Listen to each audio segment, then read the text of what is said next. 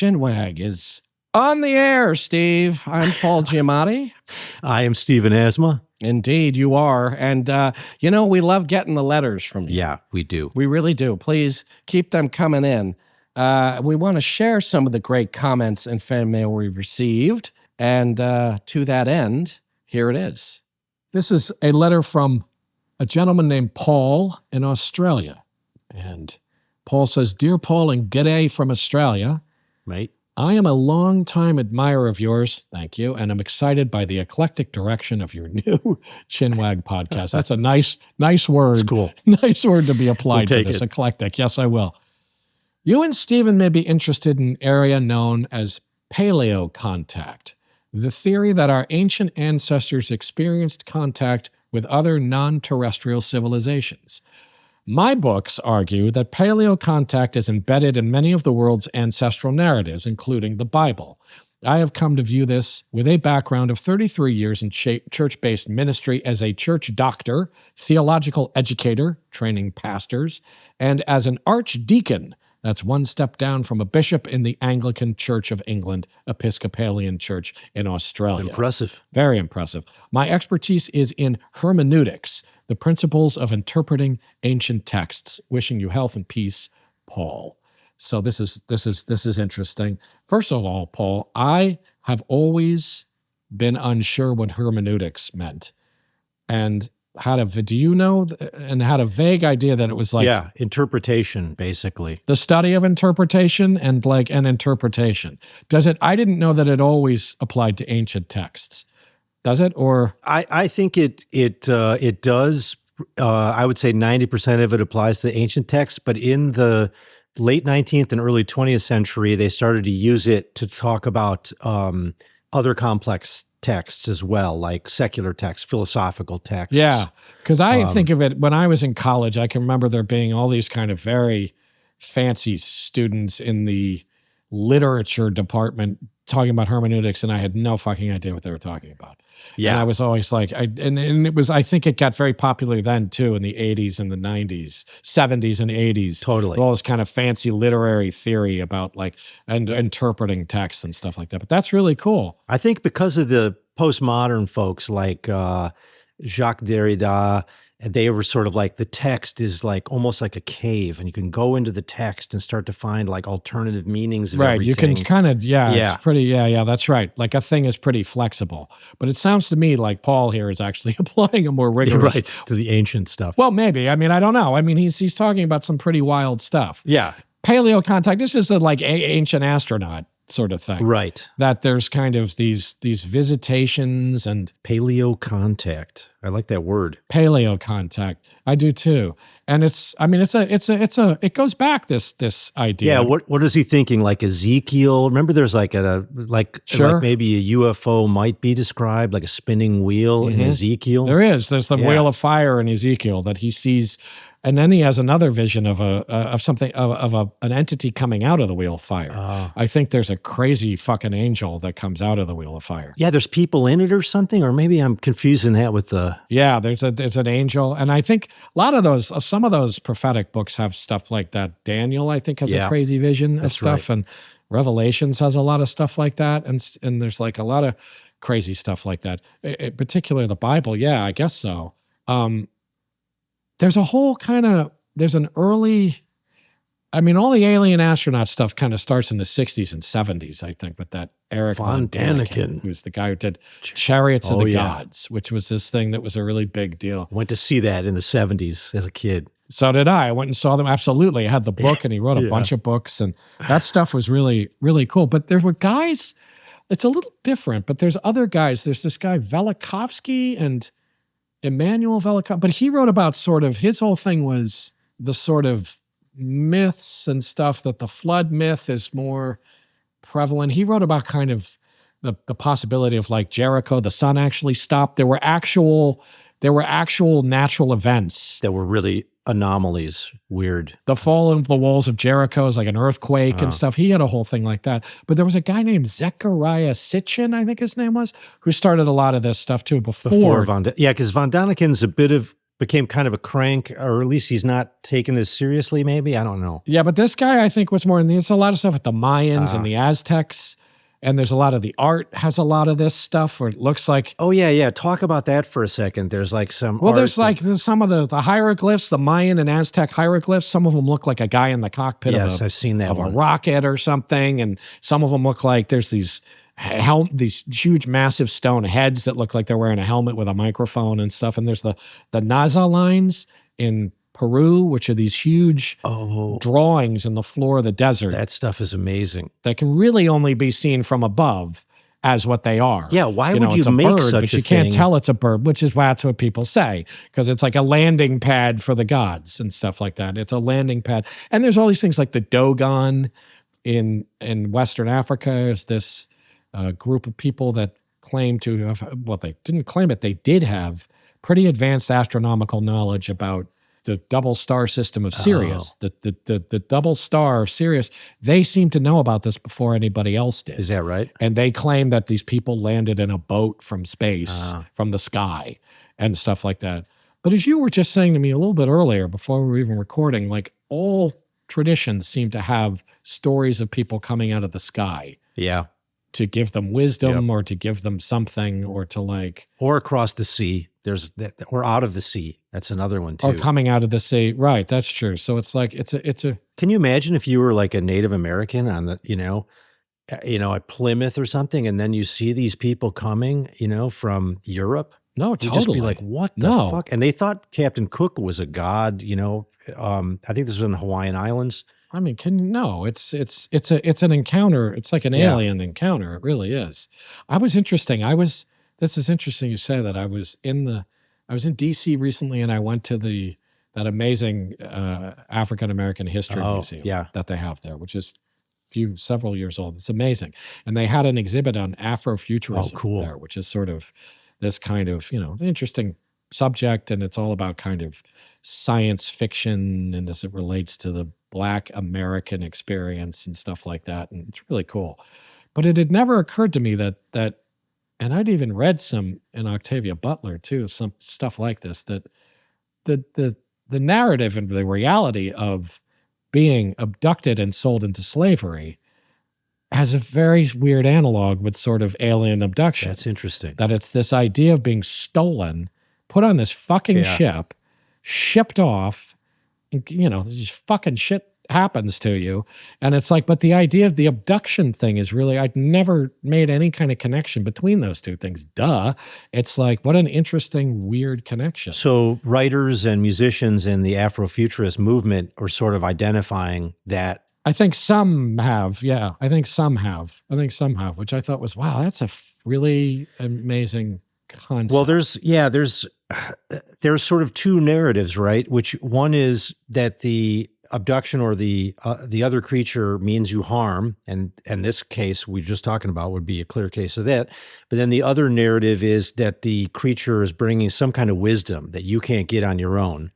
And we've talked about this before. There is a great, I think it's a Persian story where these fishmen come out of the ocean and then they bring special knowledge and wisdom to human beings. And in fact, they think they bring speech. Oh, really? So my understanding is that Carl Sagan. Oh, wow. Sagan looked at this stuff like in the 70s, and he was like, "Look, if there is such a thing as contact from the old times, it would show up in these old ancient spiritual texts." And so we need to look at these kinds of passages. And I got a feeling our man Paul here from Australia is doing that kind of thing. Probably. But then Sagan sort of backed off it because he didn't want to, he's like, I don't want to sound weird, Yeah. Getting too wacky, for him. That's interesting. Well, all of that, writing and speech and stuff. I think there's lots of interesting traditions like that of sort of like, speech and writing especially. Because it's such a jump in evolution. It's like, whoa, how come, Yeah. Well, it's like I just saw 2001 last night. Right. I was telling you, I went and saw 2001 last night, and it's very much like along those lines, like something pushes you The along. monolith. And it is hard to know It is fascinating. It's super fascinating. This brings up a whole other thing for me that would be interesting to discuss. I'm just going to mention is the whole sort of like Neanderthal alien culture kind of thing, or the sort of Neanderthals were sort of psychic and Neanderthals were sort of in contact. There's a whole kind of like, there's a whole sort of realm of thought that they were these kind of super beings, advanced beings, and then they're kind of wiped out by the sort of, I mean, I think it's a kind of school of thought that goes way back, but then it's like, that they were these kind of insightful, kind of artistic geniuses that were also. Did we kill them off? Is that the thesis? And that we sort of killed them off. Yeah, that we kind of killed them off. And they're sort of in contact with higher beings, and they're sort of like, there's a lot of this kind of. Here's my general point of skepticism on all this, which is I'm totally open to. I actually really like the idea that maybe there could have been another civilization here, like millions of years ago. I think it's a kind of a cool idea, but I have to see me too. Some physical evidence. Like it's not enough for the hermeneutic approach. Like that's one component. To say, there's all these cave paintings that show somebody coming out of the sky. That's like, or rock paintings. And I think with Neanderthals, I mean, of course, I'm open to all kinds of stuff, but I think they are their own kind of miracle. They don't need to be aliens. Neanderthals are fucking amazing just on their own. Yeah, they are amazing. Yeah, and it seems like they discover more and more about them being kind of advanced in terms of like the kind of funereal stuff. To bury their they dead. Sort of treated their dead and stuff like that. It's really cool. That stuff is really cool. There's evidence that they would bring flowers from a totally different region and then bury the corpse with the flowers, suggesting a kind of funeral, event. The fact that they had the flowers in the graves is amazing. That's really, really cool. Fascinating. Well, there's a lot in that. That's a whole topic in and of itself. And then relating to the Bible is a whole subset of that stuff. I mean, it's a huge amount of that stuff going on. It's super interesting. I suppose the argument against my request for physical evidence would be that the earth just takes back, the jungles reabsorb and the planet reabsorbs cities and whole empires. So if the civilization is so ancient, then you're not going to find physical evidence for it. But that's It's not going to be something we recognize, or it's arguable too that, something like, it's arguable, I'm sure, that like the pyramid, Stonehenge, that place in Turkey, that crazy. Oh, that place. What is it, Topeki Göbekli or whatever it's called, that thing in Turkey. I can't remember. Yeah, that these things were probably that the aliens assisted in making them. So in some sense, they're an alien artifact because the aliens were like, let me lift up those rocks with this cosmic ray. I think humans are cooler than we think, and they were able to pull this shit off themselves. That's my sense of it. Yeah, well, that's good.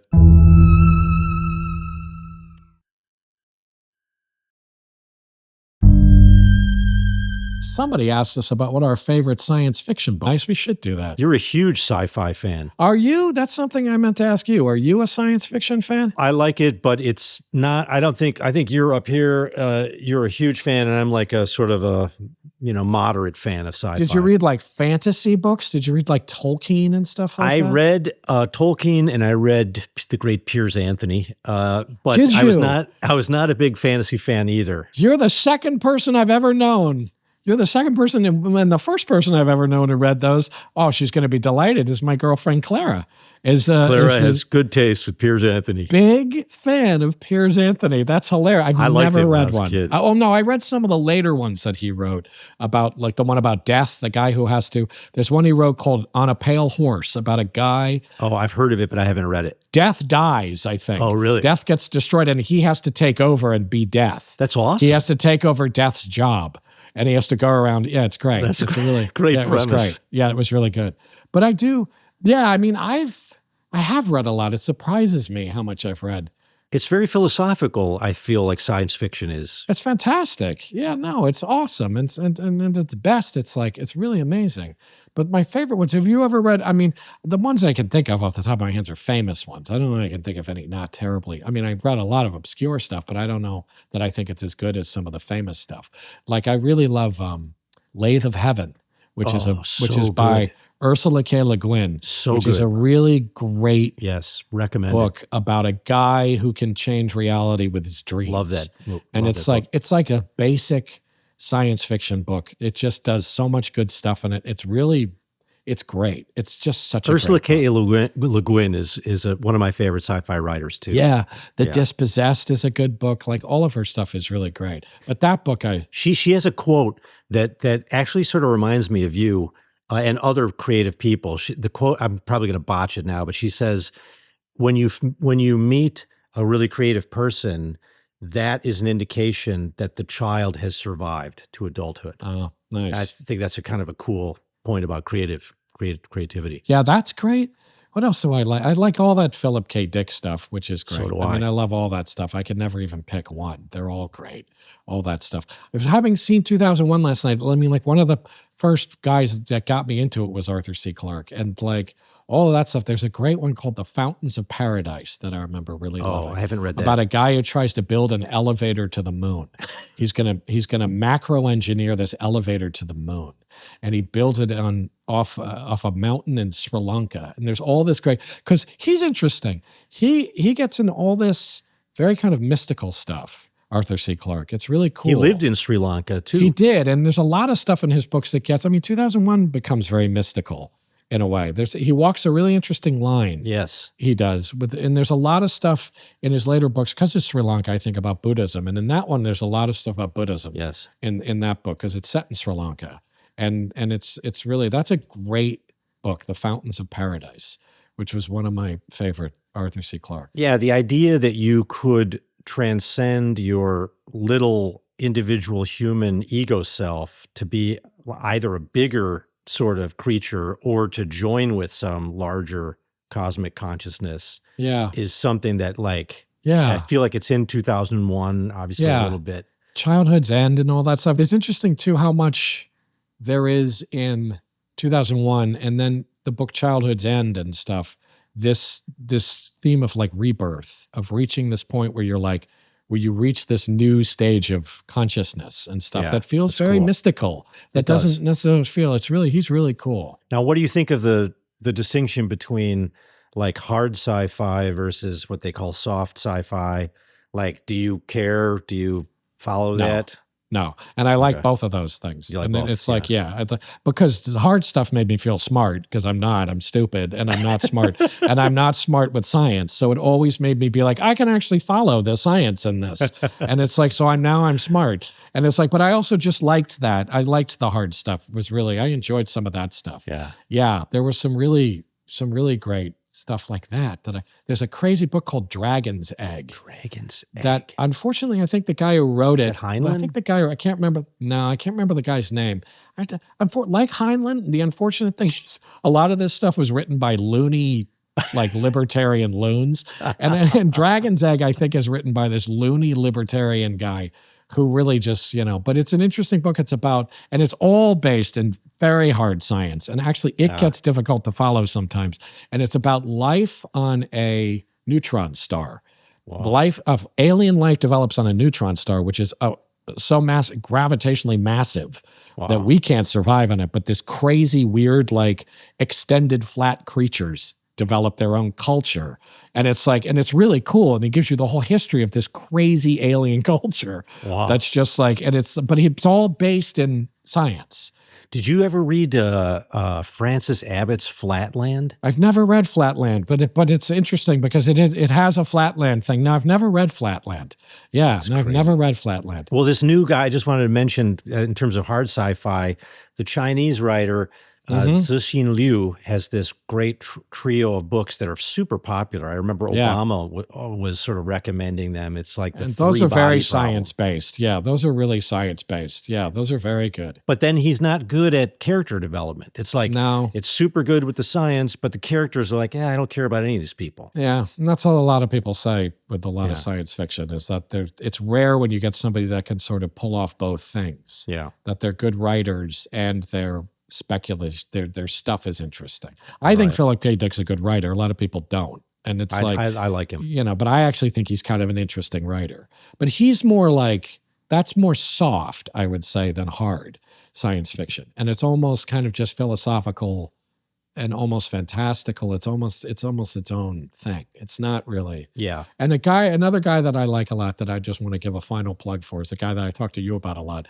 is this guy Clifford Simic, who's a very old school. He's an old school guy from like the kind of golden age, all those sort of like Asimov and all of those guys. He's that era. He might even be a little older than those guys. And he writes this really kind of great, laid back. Yeah, It's all set in the Midwest. It's all set in Wisconsin. Yeah, my brother Dave will be very happy that I you love it. mentioned And his it's got favorite this writer. rural kind of like, it's got this rural thing to it. It's all kind of farmers who like come across aliens and stuff. And the greatest, he wrote a lot of great books, but there's one that I really love. It's called Waystation. It's about a guy who, he's a Civil War vet who is granted immortality in exchange for running a kind of way station, a way station for traveling extraterrestrials all over the universe who have to stop through this thing and move on to the next galaxy or whatever. And it is a really, really great book. And it's got this very kind of gentle pastoral, like, they're full of this kind of like folksy wisdom and stuff. I really love them. I'm a real sucker for that guy. I think he's amazing. I think he's just amazing. Awesome. So go out and get some Clifford Simic. Clifford Simic. Yeah. Bring him back. He's fantastic. Anyway. All right. Well, that was a lovely wag. That was a really good one. A good chinwag. And they're honestly doing this with the letters is wonderful because it's like, it's really stimulating. Like, I have no idea where we're going to go or anything. Yeah. Thank you guys for sending in such cool questions. Super cool. Thank you. And as always, visit us at various platforms and outlets to rate us, to give us reviews, write us these emails and letters because it's really great. Write us at questions@chinwagpod.fm because it's really great to get these things. It really is. It's and awesome. Also check out our amazing animations if you can on YouTube. We've got some crazy surreal animations by the great Alex Sokol. Alex Sokol. Anyway, thanks for joining us. Join us again. Waggin!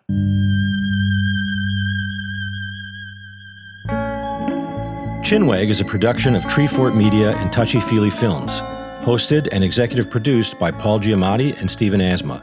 Executive producers for Treefort are Kelly Garner and Lisa Ammerman. Dan Carey is executive producer for Touchy Feely. Our series producer is Rachel Whitley Bernstein. Original theme music by Luke Topp, with additional music by Via Mardot. Oscar Guido is our executive in charge of production. Tom Monahan is head of audio for Treefort. Audio production supervision by Matt Dyson. Editing and mixing by Jeff Neal. Animation created by Alex Sokol. Research assistance by Aidan Brooks. Lastly, for more information, go to chinwagpod.fm and find us on Instagram or TikTok at chinwagpod or on Twitter at chinwag_pod.